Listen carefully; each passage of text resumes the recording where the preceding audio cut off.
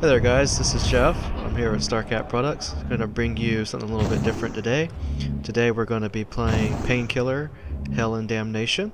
We're going to play it on the hardest difficulty. As you can see, I have all the terror cards here on the first level. I'm going to try on the later stages to not use some of the high-end stuff, but the first level terror card requirement is just to play this to beat the level. I almost played the wrong level there, so there's terror cards again, so we go Trauma.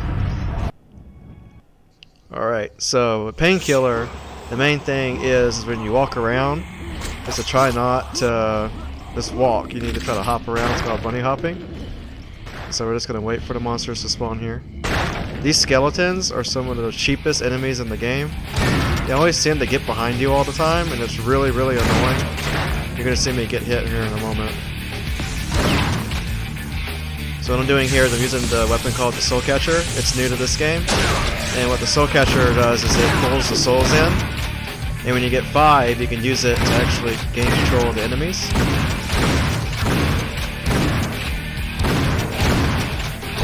So one major difference with Hell and Damnation compared to the older 2004 games is that on Trauma mode, the enemies still drop the green souls that you see.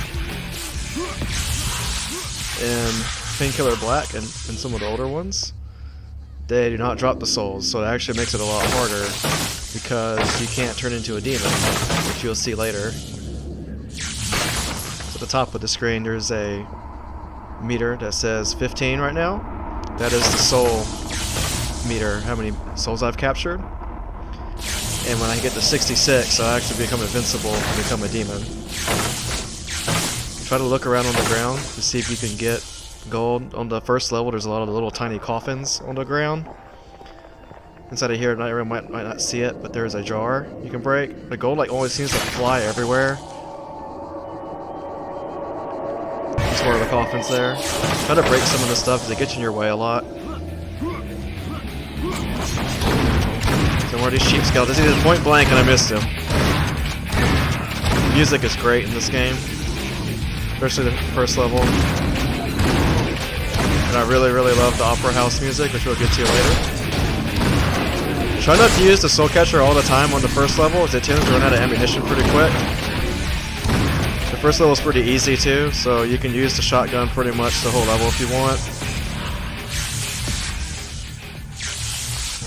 So there's a guy that jumps down here. Try to blow him before he hits the ground, you get rewarded with some extra gold. There's a terror card later in the game where you gotta get 300 extra gold from the fallen enemies. These guys almost get me, but not quite. The Soul Catcher is the best weapon in the game. It's like, hands down. We get a bigger arsenal later on, but the Soul Catcher is ridiculously overpowered sometimes. You can take out most enemies in one hit.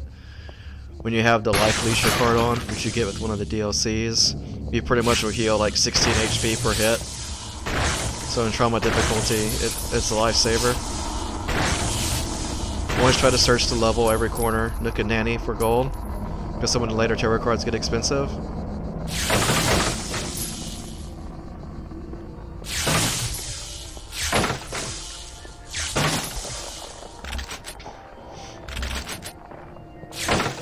So yeah, the Painkiller Hell and Damnation is actually a remake of the original Painkiller Black, also containing some of the levels from its expansion, Battle Out of Hell. It feels a lot easier than the original game. They also changed a lot of the secrets. But it's just kind of nice to see a game from like 2004 be remastered. And it plays almost perfectly, like the physics feel perfect.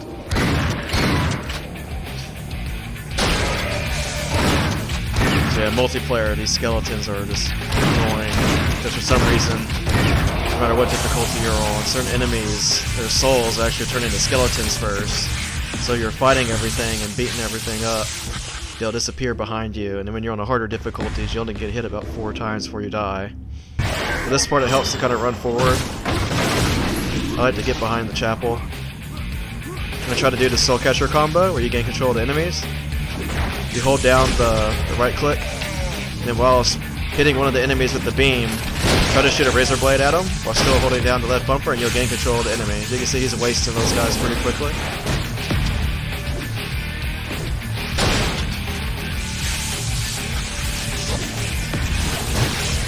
So this first level, while not extremely hard, it does seem to cramp you really bad. So always try to pay attention behind you a lot, because these bastards like to get behind you all the time. And with the shotgun, the enemies like will fall down, not necessarily die.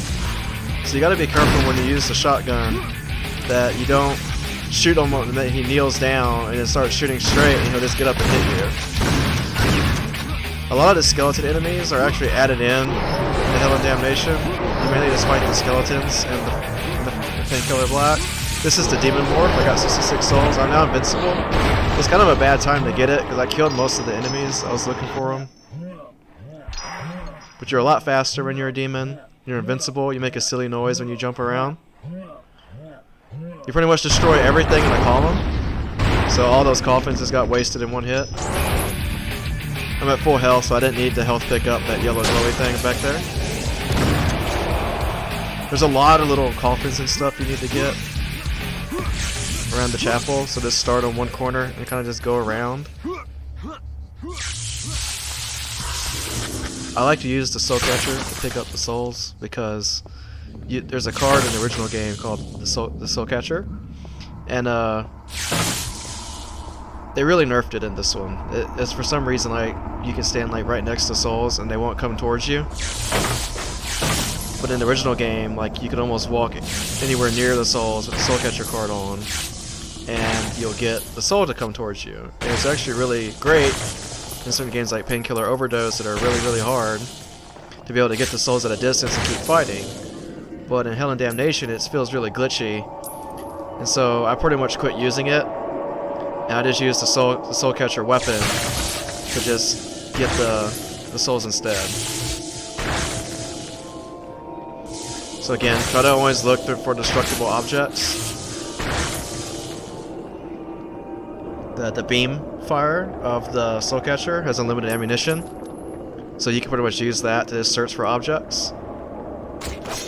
There's a lot of little jars and stuff inside these graves, so we're just going to go through and break them all.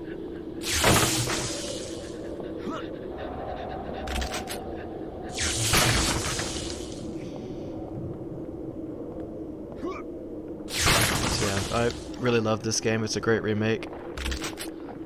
Some of the weapons feel a little bit nerfed. Like I said, the soul catcher is like just way better. It wasn't in the original game.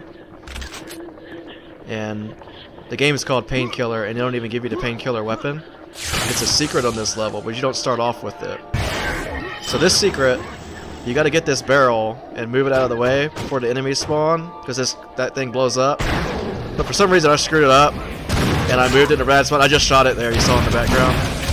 So, dude, you move the barrel and you move the, so yeah. So I messed that up. So let's just reload that real quick. I'm human. So let's try again. So we're gonna get the barrel, and you gotta get it real quick before the enemy spawn. So move it towards the door. There we go. Now it's out of the way. Enemies spawn. It actually kind of worked out this second time, so I didn't even get hit or anything. Use the soul catcher to try to grab the souls before they disappear. They only stay on the ground so long.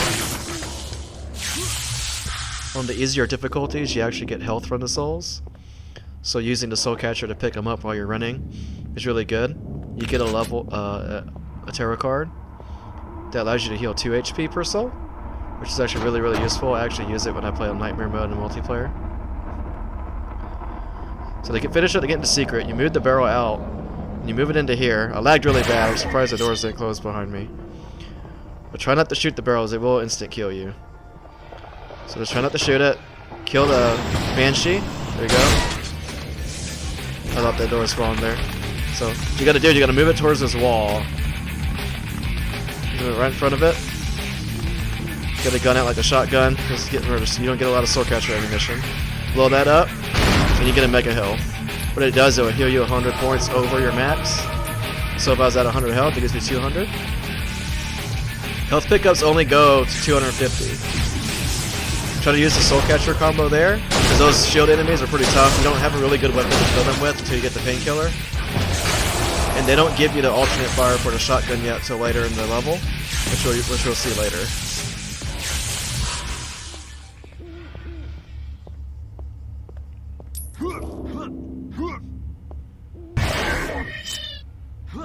So here, try to run around because this enemy spawn all over the place. This guy gets a hit off on me. Again, I don't have the option to fire for the shotgun yet.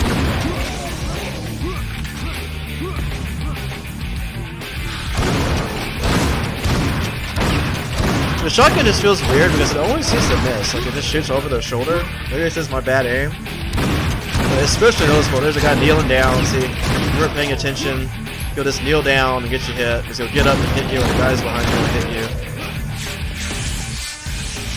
Was it quite close enough to grab that soul? There's another secret in this room. We're going to get it later.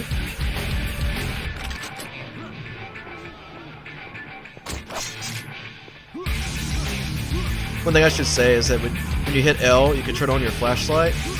If you blow up some objects that drop gold, the gold, when it's in the flashlight, it doesn't glow.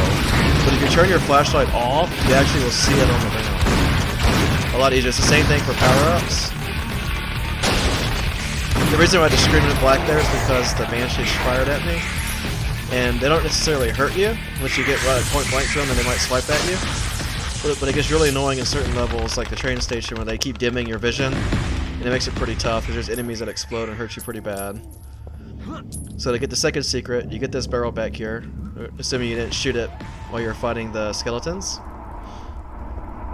Try not to get it stuck in the corner. It's really easy to get this barrel stuck. As you can see, it got stuck. I actually got it stuck completely, and I couldn't move it, and I had to reload the checkpoint. So you move it towards this wall. The secret's actually in the regular game, Painkiller Black. So just try to take the shot here. And you get these super ammo chests. These give you the secondary fire for your weapons as well. So this is the only real way to get the shotgun freezer ammunition. So always look on the ground for the coffins, they're all over the place. So to get this secret, you use the soul catcher and you shoot out these torches, there's 3 of them. And you gotta line up really specific, so I'm gonna miss a couple times here. I don't know how I missed that. There we go. Always look for those secret coffins.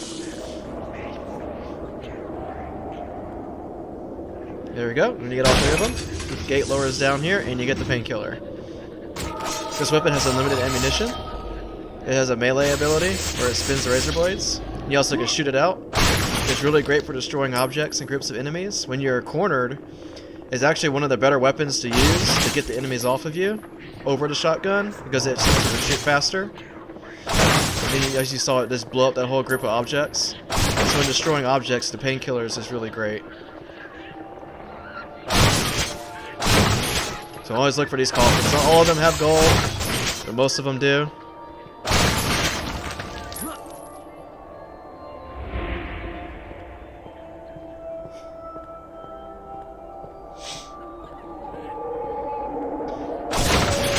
Try to destroy all these objects. When you're in a gunfight, you just get caught on them. So here, try not to get in the middle because they'll surround you pretty quick. As you can see, the painkiller just wastes enemies. So those are the shield guys. I'm surprised that skeleton was pretty hit me. But you can spam. There's an air juggle there. If you air juggle the enemies with the painkiller, you actually get the extra gold. This is almost mandatory, and one of the levels where the tarot card requirement is to get 300 extra gold from fallen enemies.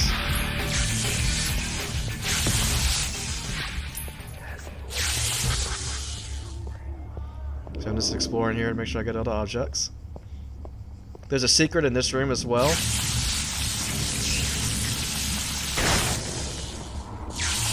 So during this playthrough, I'm going to try to get all the secrets for you guys so you can see where they're at. And again, on the other levels, I'm going to try not to use the end game cards. Try to use them to kind of what I have during the time. But the first level, like I said, you could just, the tarot card requirements is to beat the level. So you hit the switch in here. And what it does is it opens up this crypt in the corner. You get an armor. For the super armors, again, it will give you 200. So to get the fourth secret, you move this barrel. and you gotta move it into the corner. I was with my friend, and we discovered this by accident. I actually piled up some of the objects before to get this secret, and it took about 40 minutes, but I got it. What you do is you move this barrel here, and there's this light post. And what happens is when you shoot the barrel near the light post, it knocks the post down. And on top is a holy relic. Holy relics give you about 100 gold, I believe. There's a lot of levels in the game where you gotta get all the holy relics. To control that guy, again, if there's any enemies that you fight that you just have a hard time against, try to always make sure your soul catcher is charged all the way. You need about to get 6 souls to charge it up. And you can just gain control of the enemies that give you any trouble. It's really useful later on when the enemies start grouping up, where you can just gain control of the whole stat, and they'll just waste everything, and then the whole time while they're wasting everything, you just get more souls to charge up your soul catcher again. Yeah, lucky bastard got a hit on me there. Always try to bunny hop again when you're walking, because the enemies tend to not hit you, because you're moving too fast, but they don't actually hit you until they finish their attack animation. So if the guy starts swinging, he won't actually hit you yet until he's done. And when you're walking, he'll most of the time will hit you.